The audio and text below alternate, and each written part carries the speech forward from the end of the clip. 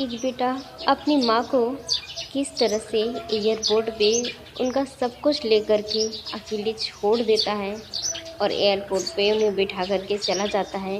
वह माँ बहुत रोती है, लेकिन फिर भी बिना कुछ बोले घर चली जाती है। और वहाँ भी वह इंतज़ार करती है कभी मेरे बेटे को। 75 वर्ष की उम्र में सुलोचना देवी की याददाश्त काफ़ी कमज़ोर होती जा रही थी।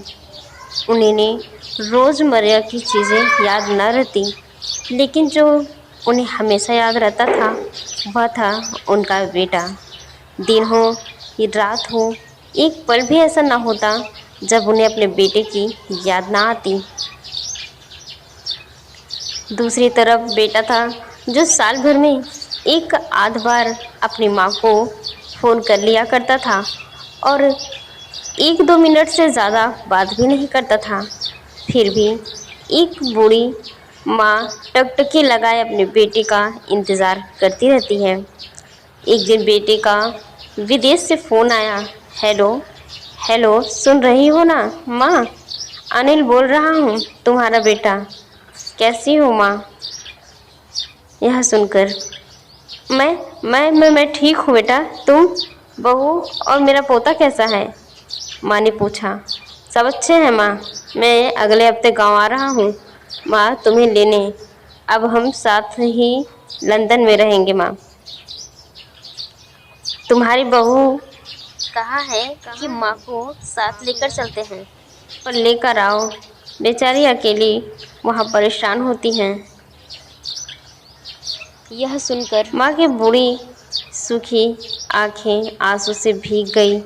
उसके कमज़ोर शरीर में नस नस में खुशी की लहर दौड़ उठी। बेटे और बहू का अपने प्रति प्रेम देखकर माँ का मन खुशी से भर आया। बेटे ने आगे कहा, माँ तैयार रहना। मुझे ज़्यादा दिन छुट्टियाँ नहीं हैं। जिसमें से जितने पैसे लेने हैं लेकर रखना। तब तक मैं प्रॉपर्टी डीलर से बात कर लेता हूँ घर के लिए। घर के लिए? माँ ने पूछा। हाँ माँ, गांव का घर हमें बेच देना पड़ेगा। अब हम सब साथ ही में तो रहने वाले हैं, तो वहाँ पर घर रहने के लिए कौन रहेगा? कोई मतलब नहीं है, बेटे ने कहा। बुढ़ापे की वजह से ठीक से चलने में असक्षम माँ ने पूरे मोहल्ले में घूम घूम कर अपनी इस खुशखबरी को सबको सुनाया। सभी को खुशी हुई। सबको लगा माँ जी की आखिरी दिन अपने परिवार के साथ खुशी से बीत जाएंगे। घर वापसी आकर माँ ने अपने घर के कोने कोने को ऐसे देखा जैसे वह अपने दूसरे बेटे को देख रही है। देखी हुई क्यों ना, उस घर को अपने बेटे से कम थोड़ी। अपने पति के साथ 40 साल यहीं तो बिताए थे, लेकिन अब मजबूर थी बुढ़ापे के आखिरी साल बेटे और बहू के साथ बिताना चाहती थी। दिल पर पत्थर रखकर बेचने के लिए माँ तैयार हो गई। अनन फनन में बेटे ने घर को आधे दामों पर बेच दिया। माँ ने ज़्यादा नहीं, लेकिन जिन चीज़ों से दिल लगा था उन चीज़ों को समेटा और बेटे के साथ टैक्सी में बैठकर एयरपोर्ट के लिए चली गई। एयरपोर्ट पर आकर बेटे ने माँ से कहा, माँ तुम यहाँ बेंच पर बैठो, मैं सामान और बोर्डिंग पास की जांच करा कर आता हूँ। वहाँ वक्त लगता है और खड़ा रहना पड़ता है।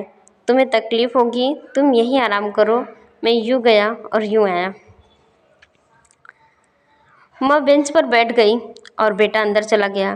काफ़ी समय हो गया, बेटा वापस नहीं लौटा। माँ सोचने लगी, ज़्यादा भीड़ होगी इसलिए देर लग रही होगी। अंधेरा होने को आया, अब तो लोग की चहलकदमी भी कम होने लगी। माँ को अब चिंता होने लगी। अब कर्मचारी ने आकर पूछा, किसी से मिलना है माँ जी आपको? यहाँ पर क्यों बैठी हैं कब से? डरती हुई आवाज़ से सुलोचना देवी बोली, मेरा बेटा अंदर सामान की जांच कराने गया है। लंदन जा रहे हैं हम। क्या नाम है माँ जी आपके बेटे का? कर्मचारी ने पूछा। अनिल नाम है मेरे बेटे का, सुलोचना देवी ने बताया।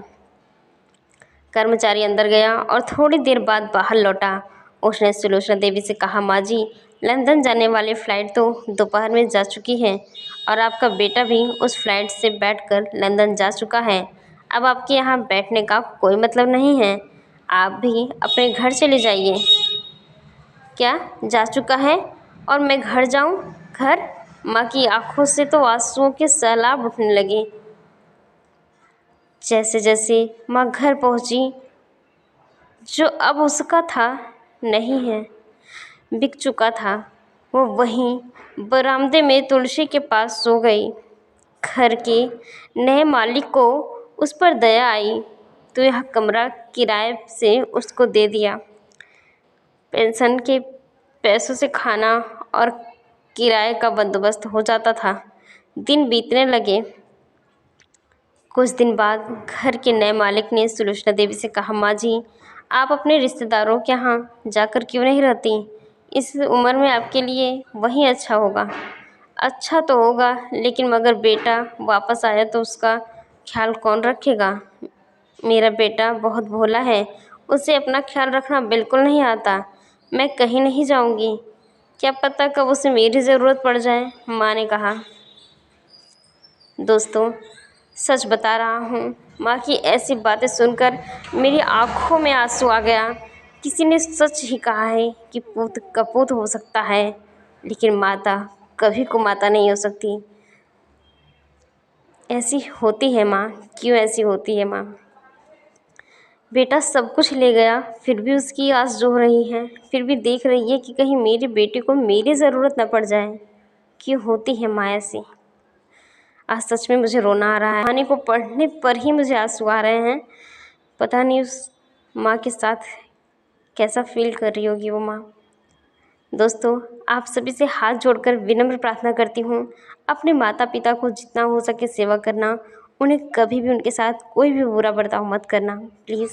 कहानी आपके दिल को छुई हो तो प्लीज़ चैनल को सब्सक्राइब करके लाइक और शेयर ज़रूर कर दीजिएगा।